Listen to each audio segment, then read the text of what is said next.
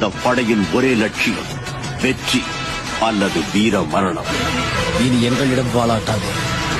வெட்டுப்பட்ட கையுடன் ரத்தம் சொட்ட சொட்ட நாங்கள் சந்தித்தது அடிமைகள் அல்ல, சுத்தமான வீரர்கள் என்று உனது மன்னரிடம் போய் சொல்.